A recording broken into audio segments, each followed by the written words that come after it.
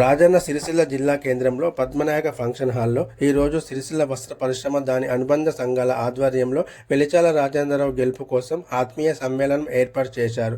ఈ కార్యక్రమానికి ముఖ్య అతిథిగా రాజేంద్రరావు హాజరై మాట్లాడుతూ రానున్న రోజుల్లో పవర్లు పరిశ్రమకు పూర్వ వైభవం తీసుకొచ్చేందుకు కృషి చేస్తానని తెలిపారు. 100% సబ్సిడీతో సోలార్ ప్లాంట్ నిర్వహిస్తూ సాంచల శైలిలను నిర్వహిస్తామని తెలిపారు. సిరిసిల్లకు మెగా క్లస్టర్ ఏర్పాటు కోసం తన వంతు కృషి చేస్తానని హామీ ఇచ్చారు.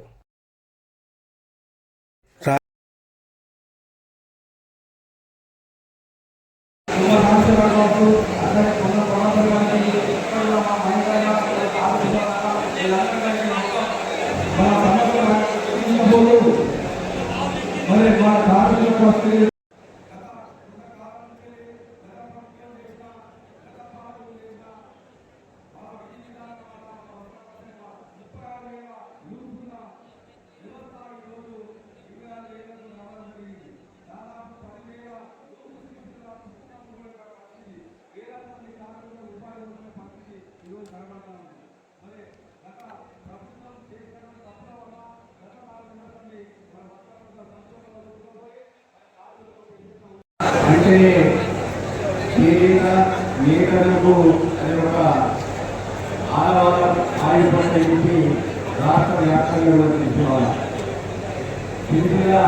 చేనేత పరిశ్రమకు నిజంగా కూడా ఏదైనా మేలు జరిగిందంటే అందరూ కూడా ఒక్కసారి గుండెపల్లి చేసుకొని ఆలోచించినట్టయితే అనేక సందర్భాల్లో సిరిసిల్లలోని వస్త్ర పరిశ్రమ అనేక ఆత్మహత్యలు చేయడం కూడా కాంగ్రెస్ పార్టీ ఇక్కడ సంక్షేమం మొదలైనప్పుడు గతంలో నేను చూడట్లే కానీ ఆ గత ప్రభుత్వాల గురించి మాట్లాడితే ఇవాళ 2014 కంటే ముందు కూడా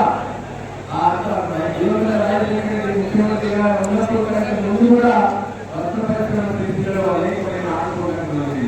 అప్పుడు ముఖ్యమంత్రి వైఎస్ రాజశేఖర రెడ్డి గారు కాంగ్రెస్ పార్టీ ఆధ్వర్యంలో ఇక్కడ వస్త్ర పరిశ్రమ ఆడుకోవడానికి అనేకమైన సేవలు తీసుకోవడం జరిగింది.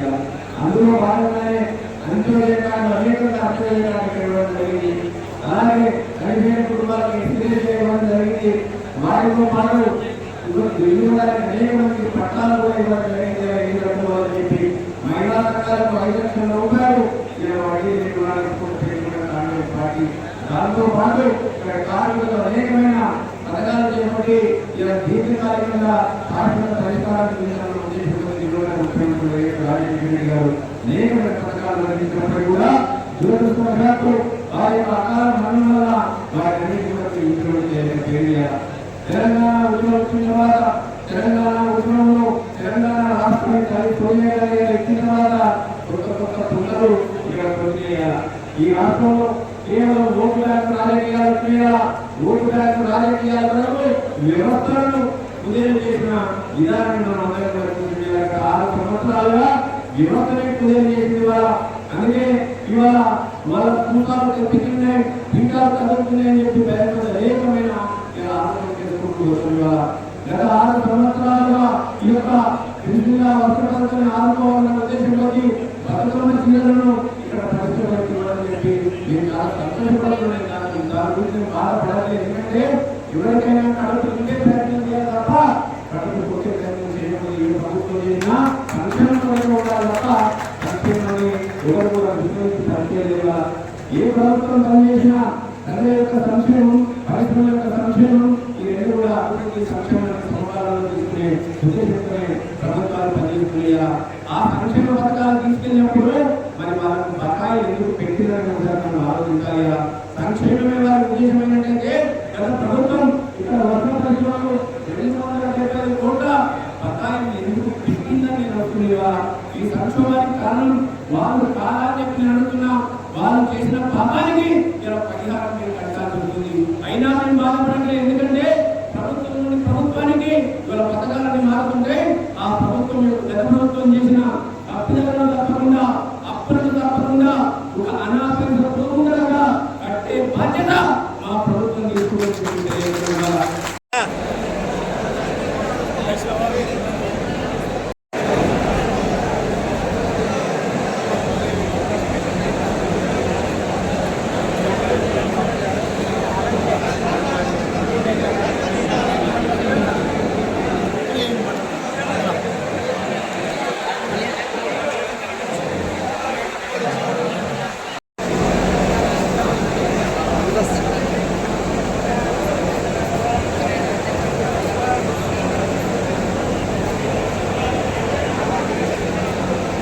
చేయవలసిందిగా కోరుతా ఉన్నాం.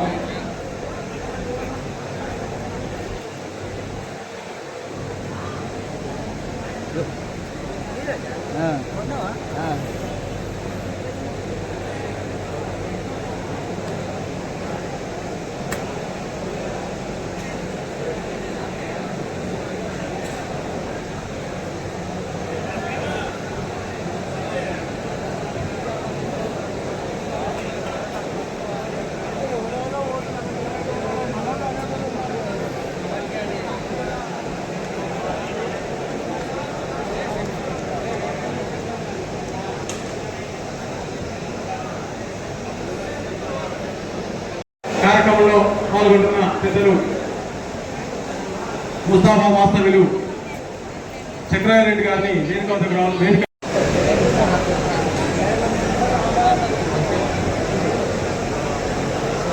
దయచేసి అందరూ కూడా ముందున్న కుర్చీలో కూర్చోవలసిందిగా మనవి.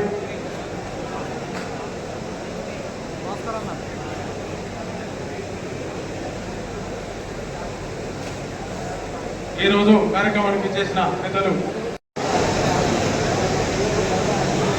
సంగీతం శ్రీనివాస్ గారిని వేదిక మీదకి రావాలి. కాంగ్రెస్ పార్టీ గవర్నమెంట్ ప్రకాష్ గారిని వేదిక మీదకి రావాల్సిందిగా కోరుతాం. 10 ఏళ్ళు బీజేపీ ప్రభుత్వం ఉంది. ఇప్పుడు పార్లమెంట్ కాంగ్రెస్ చేసే నాయకుడు బండి సంజయ్ 5 ఏళ్ళు ఉన్నారు. ఇంకొక నాయకుడు బీఆర్ఎస్ వినోద్ కుమార్ గారు అంతకంగా ఉన్న 5 ఏళ్ళు ఉన్నారు. మరి మీకు ఈ దుస్థితి ఎందుకు వచ్చింది? ఈ దయనీయమైన పరిస్థితులు ఎందుకు వచ్చినాయి? ఈ బకాయిలు ఏదైతుందో 275 కోట్ల బకాయిలు, యాన్ సబ్సిడీ బకాయిలు ఎందుకని పెండింగ్ ఉండడం జరిగింది? కాంగ్రెస్ ప్రభుత్వం వచ్చి 4 నెలలే అయింది. 7 లక్షల కోట్ల అప్పు పెట్టిపోయాడు మహానుభావుడు కేసీఆర్. అయినా కూడా కాంగ్రెస్ పార్టీ ఇచ్చిన గ్యారంటీలలో 5 గ్యారంటీలు సాంత్వన, ప్రజలకు సాంత్వన కలగాలి అని చెప్పేసి 5 గ్యారంటీలు ఇమీడియట్ గా చేసి నిన్ననే మీరు చూస్తున్నారు. ఇంత కష్టకాలంలో కూడా రైతు బంధు మొత్తంగా కంప్లీట్ చేసినారు. అంటే కాంగ్రెస్ పార్టీ ఎంత కమిటెడ్ గా ఉంది ప్రజా అవసరాల కోసం, వెల్ఫేర్ కోసం. మీ బకాయిల విషయంలో కూడా గత 15 రోజులుగా మహేంద్రన్న గారు, మంత్రి గారు, ఆది శ్రీనివాస్ గారు, నేను ముఖ్యమంత్రి గారిని, ఫైనాన్స్ మినిస్టర్ భట్టి విక్రమార్క గారిని, టెక్స్టైల్ మినిస్టర్ తుమ్మల నాగేశ్వరరావు గారిని కనీసం ఒక 10 సార్లు రిక్వెస్ట్ చేయడం జరిగింది. దానికి అనుగుణంగా 50 కోట్లు మీకు ఒక్క మిడతగా రిలీజ్ చేసినారు. అది చాలా తక్కువ అమౌంట్. నాకు తెలుసు మీకు ఎంత కష్టాలు ఉన్నాయి, నేను అండర్స్టాండ్ చేసుకోగలుగుతున్నాము. కార్మికులు ఎంత దయనీయమైన పరిస్థితులలో ఉన్నారు, ఎంత దుర్భర కష్టాలు ఫేస్ చేస్తున్నారు, మేము అండర్స్టాండ్ చేసుకోగలుగుతాము. ఈ రోజు పొద్దున కూడా నేను రేవంత్ రెడ్డి గారితో డైరెక్ట్ గా మాట్లాడటం జరిగింది. మీ బకాయిల విషయము తుమ్మల నాగేశ్వరరావు గారితో కూడా డైరెక్ట్ గా ఫోన్లో మాట్లాడినాను. మేము నరేందర్ రెడ్డి గారు అడ్వైజర్ టు సీఎం వారితో కూడా మాట్లాడినారు.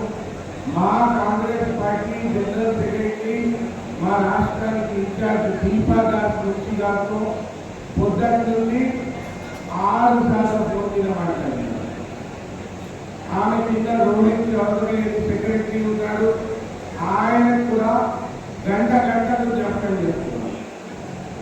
ఇంకొక ఇన్స్టాల్మెంట్ అన్నా కనీసంగా వాళ్ళకి రిలీజ్ చేయలేదు.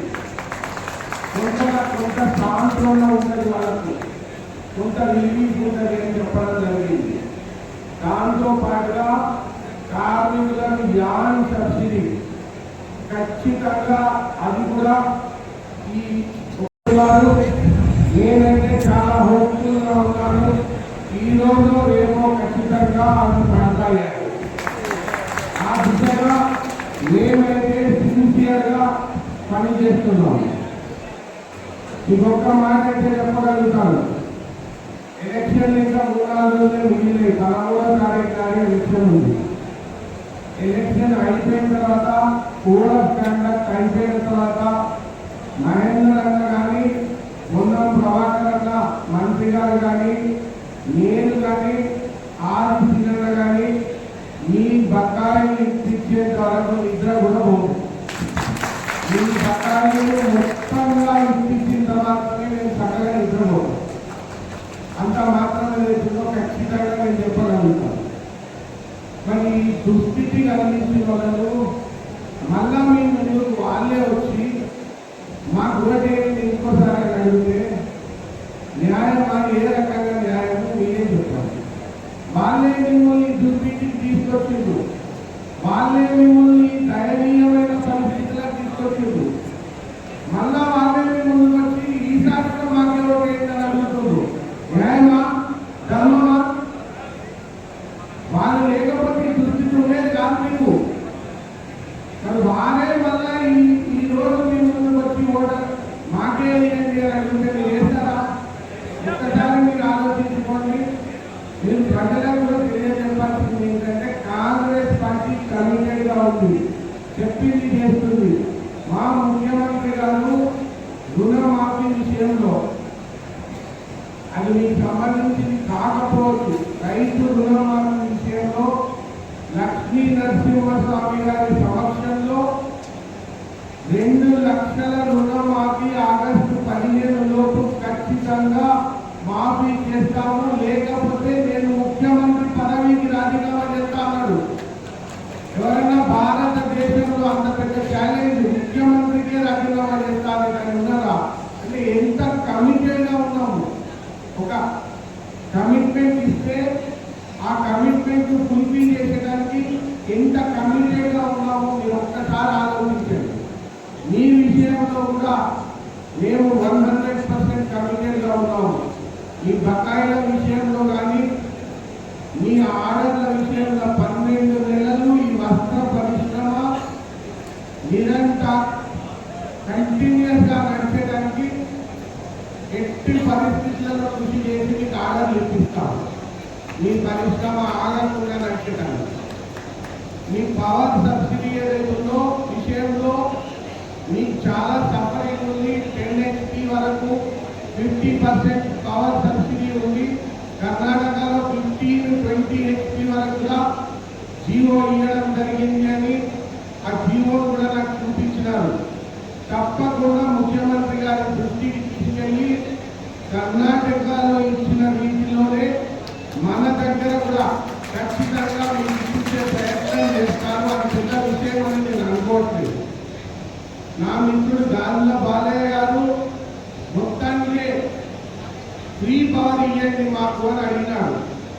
ఆ విషయం కూడా మీ పరిశ్రమ కొంత ఏదైతే ఉందో నిలదొక్కునేదాకా ఒక 2 సంవత్సరాలు 3 సంవత్సరాల వరకు పవర్ హాలిడే ఇవ్వని అడుగుతాం. ఈ పవర్ హాలిడే ఇచ్చి వీళ్ళ పరిశ్రమ కొంత నిలదొక్కునే వరకు ముఖ్యమంత్రి గారు వాళ్ళ పవర్ హాలిడే ఇవ్వండి. పూర్తిగా వాళ్ళు నిలదొక్కున్న తర్వాత అప్పుడు మళ్ళా 50% కట్టేలాగా ఆలోచిద్దాము అని చెప్తాను. సెంట్రల్ గవర్నమెంట్లో టెక్స్టైల్ మినిస్ట్రీ కింద చాలా స్కీమ్స్ ఉన్నాయి, మనకు సదుపాయంగా ఉన్నాయి. మీ షెడ్ల మీద ఎవరికి షెడ్లు ఉంటే వాటి మీద సోలార్ ప్లాంట్లు పెట్టుకుంటే, సోలార్ ప్యానెల్స్ పెట్టుకుంటే 100% సబ్సిడీతో ఫ్రీగా ఎస్టాబ్లిష్ చేసే స్కీమ్ ఉంది. అన్ఫార్చునేట్లీ మన దగ్గర ఉన్న పార్లమెంట్ సభ్యులకు చదువు సంధ్య రాదు, ప్రణాళిక వేయడం తెలియదు, 10th ఫెయిల్. ఆయన ఏదైతుందో అది తీసి కూడా చదివినారో లేదో, ఆ స్కీమ్ ఉందో లేదో ఆయనకు తెలుసో లేదో నాకు తెలియదు. కానీ బ్రహ్మాండంగా ఆ స్కీమ్లో మీ అందరి షెడ్ల మీద సోలార్ ప్యానెల్స్ పెట్టి కంప్లీట్గా పవర్ ఏదైతుందో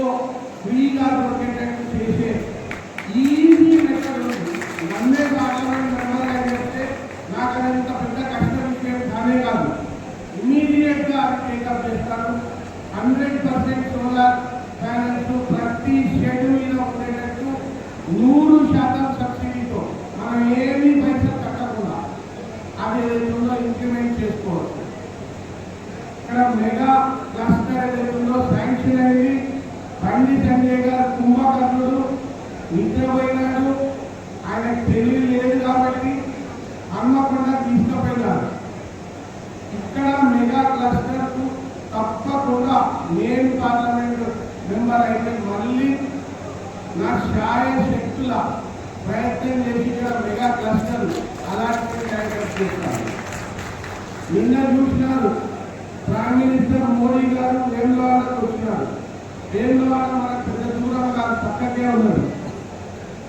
వేములవాడ ప్రజలు, సిరిసిల్ల ప్రజలు చాలా ఆతృతగా ప్రైమ్ మినిస్టర్ మోడీ గారు వస్తున్నారు, ఎన్ని ఇస్తాడో మనకు, ఎన్ని అనౌన్స్మెంట్ చేస్తాడో మనకని ఆతృతగా చూస్తారు.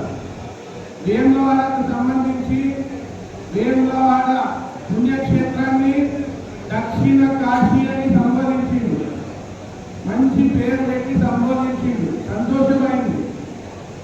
కానీ మోడీ గారు వారణాసికి పార్లమెంట్ మెంబర్గా ఉన్నారు. అది ఉత్తర కాశీ. మీకందరికీ తెలుసా, ఉత్తర కాశీకి 5,000 కోట్ల రూపాయలతో వారణాసి అభివృద్ధి, ఆలయ అభివృద్ధికి 5,000 కోట్లు శాంక్షన్ చేసింది. మరి మోడీ గారు ఇక్కడ దక్షిణ కాశీ అని సంబోధించిన వేములవాడకు కనీసం ఒక 100 కోట్లు, ఒక 200 కోట్లు, ఒక 300 కోట్లు, అంటే నా పైసా మనకు అవసరం లేదు. దక్షిణ కాశీని సంబోధించడమే మనకు సంతోషం, మన కడుపు నిండిపోయింది. ఆయన కనిపెట్టాలంటే ఉత్తర కాశీ అనాలే 5,000 కోట్లు పెట్టుకోవాలి. ఏం న్యాయం చెప్తారు? ఇదేం న్యాయం? ఇదేం పద్ధతి?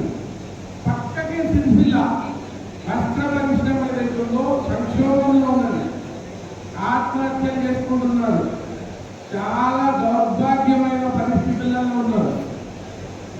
వారణాసి కూడా టెక్స్టైల్ సిటీయే, బెనారస్ చీరలు అవి ఉన్న విషయం మీకు తెలుసా? అక్కడ మీకు అందరికీ తెలుసా? టెక్స్టైల్ మినిస్ట్రీ నుంచి ప్రతి సంవత్సరం వారణాసిలో టెక్స్టైల్ ఇండస్ట్రీ డెవలప్మెంట్ కు 1,000 కోట్లు, 1,000 కోట్లు ప్రతి సంవత్సరం తీసుకుంటున్నారు మోడీ గారు.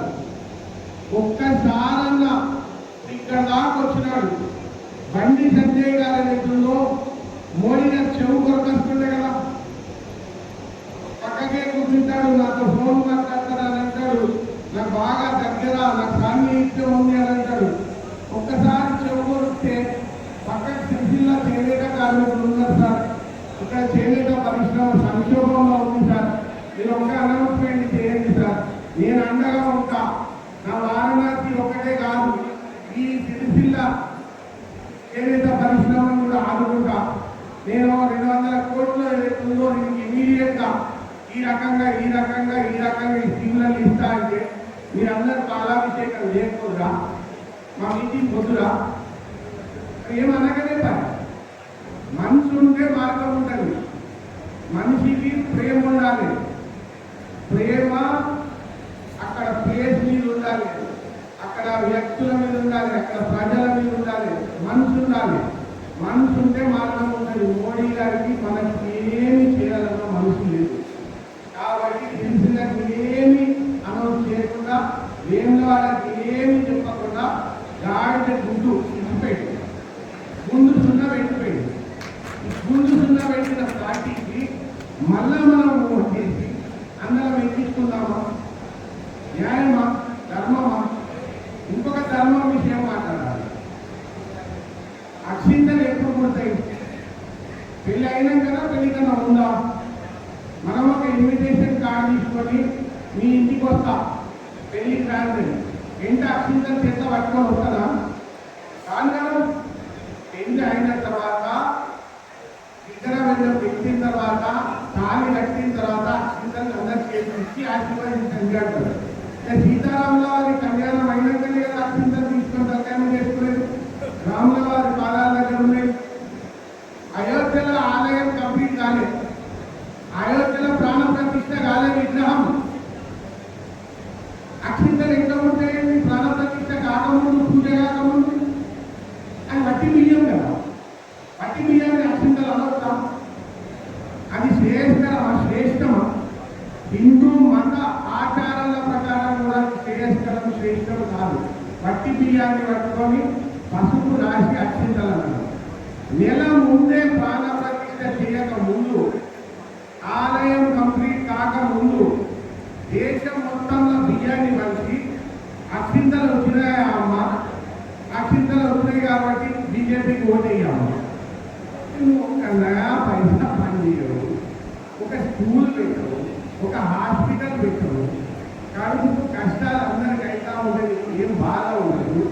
రాక్షస పాలన, రావణ పాలన చేస్తారు. చేసి మళ్ళా ఎదుర్కొందో రాముడి పేరు కోట్ల కోసం అనుకుంటా. కాంగ్రెస్ పార్టీ చేసే ఎదుర్కొందో రామరాజ్యం కోసం తప్పిస్తుంది. రామరాజ్యం అంటే కడుపుకు కష్టం కాకుండా సామాన్యులకు డీజిల్ పెట్రోల్ 60 రూపాయలకు దొరకాలి, కిరోసిన్ 3 రూపాయలకు దొరకాలి, 18% జిఎస్టీ ఉండకూడదు, 12%, 5% జిఎస్టీ తగ్గియాలి, ప్రతి వస్తువు ఏదైతుందో దిగాలి, నిత్యావసర సరుకులు తగ్గాలి. అది రామరాజ్యం. కాంగ్రెస్ పార్టీ రామరాజ్యం కోసం ప్రయత్నం చేస్తుంది. శ్రీరామచంద్ర స్వామి రామరాజ్యం చేస్తే సంతోషిస్తారు.